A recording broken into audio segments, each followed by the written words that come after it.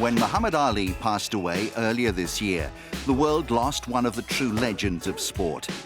Iconic images of the boxer are often an inspiration for many. This piece was created by super heavyweight boxer Joyce, Britain's gold medal hopeful for the forthcoming Rio Olympics.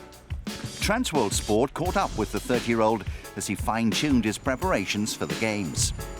I think how boxing and art are similar. You need to, practice your skills to improve. So the more art you make, the better you get, and the more you train boxing, the better you get. So practice makes perfect. And they're both on canvas. Joe has had a long journey to reach the pinnacle of the amateur game. Growing up in London, he experimented with a variety of sports and enjoyed a successful junior career in rugby union and swimming.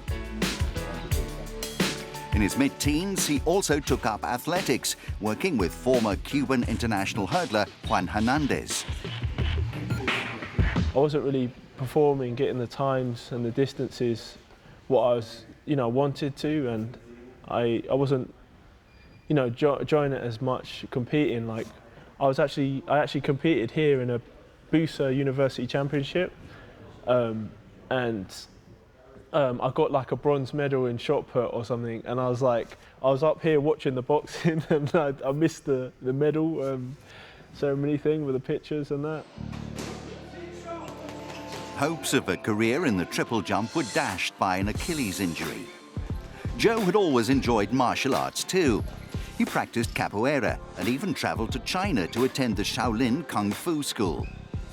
At the relatively late age of 22, he took up boxing and joined the Earlsfield Amateur Boxing Club in London. Sid Khan, who's the brother of current London Mayor Sadiq Khan, runs the club, and Andy Stables is a coach here. And this was what we call Wandsworth Boys Club, and Earlsfield Boxing Club was a part of Wandsworth Boys Club.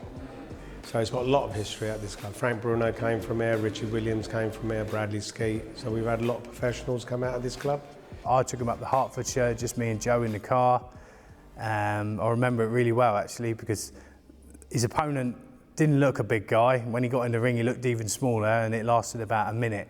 But you never really know how someone's going to perform or how they're going to do, despite what they may look like in the gym, until they actually go out and box. And from that moment on, I thought, he could do something with boxing. Finally, Joe had found the sport he was looking for. His trainer Juan sent him off to stay with his family in Cuba to spar with some of the best amateur boxers in the world. It's never easy for the parent of a boxer to watch their child fight, but for Joe's mother, Marvel, who has a visual impairment, it was an even more nerve-wracking experience. I was my friend, and she was commentating, telling me what was happening. And most of the time she's going, yeah, go on, knock him out, kill him, I was like, what's going on, what's going on? Who's killing who, because I don't know what was happening. But, I always said, is he okay? And she said, yes, he's okay. And I said, what about the other guy? Oh, don't worry about the other guy. I said, what do you mean don't worry about the other guy? The other guy's got a mum as well,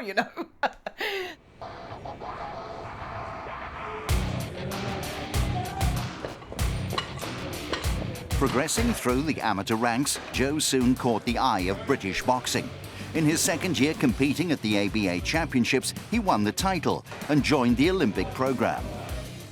Paul Walmsley is the podium coach at their base in Sheffield. I think one of his biggest assets is his engine.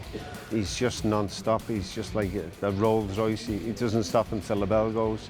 And a lot of the time, because of that high work rate and high energy level he's got, he just wears opponents down. He just cannot live with them.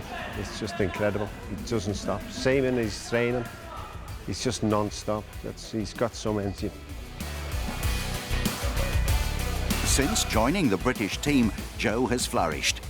A gold medal at the 2014 Commonwealth Games was backed up the following year by winning the inaugural European Games title. However, following a bronze medal at last year's World Championships, Joe had to make the final of the European qualifiers in order to book his place on the Olympic team. It was the semi-finals, and you know, I was qualified, I was through. I was like, finally. But then I still had another bout against Medvedov, so I was like, whoa, I'm gonna have to, like, I was just like, I'm qualified now, and I've still got a box kind of thing. So I had to, like, psych myself up again to go in the ring and go again. Since securing his place on the team, Joe has been in hard training at the English Institute of Sport in Sheffield. Team GB has a high success rate in the super heavyweight division, with David Price, Audley Harrison and most recently Anthony Joshua all winning Olympic medals. Hopes are high that Joe can replicate their success. I'd hate to put the jinx on him or nothing, but quietly confident Joe will medal. Quietly confident, and I think everyone is on the squad. He's got everything going, from the engine, ability, power, strength. He's just a machine.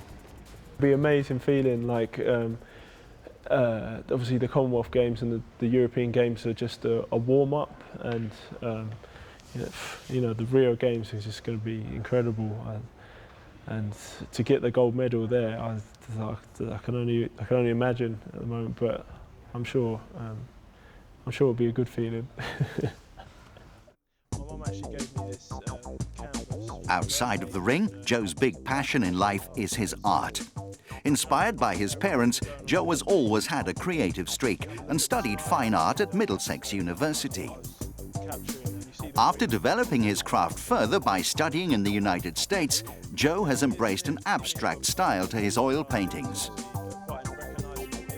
You know, I appreciate, like Picasso. If you look at his early works, he actually has the precise art skill to be able to, produce something that's really realistic. But then he's kind of like left that behind and like focused more on like the feeling of, say if he's doing a portrait, the feeling of the person and trying to portray that in a more abstract way. Full-time training for an Olympic Games means that Joe has barely had time to put brush to canvas. He still plans to complete a master's degree and hopes one day to hold an exhibition of his artwork. His love for art separates the softly spoken boxer from the stereotypical image of a super heavyweight. And with his 6-foot 6-inch frame, he certainly stands out from the crowd. Whenever you look at a boxer or a fighter, they've got some sort of majesty about them, particularly the heavyweights, and Joe has got that. He looks enormous, he looks the part, he looks menacing. And if you start running around telling people you're an artist and they hear him speak, it sort of might detract from that.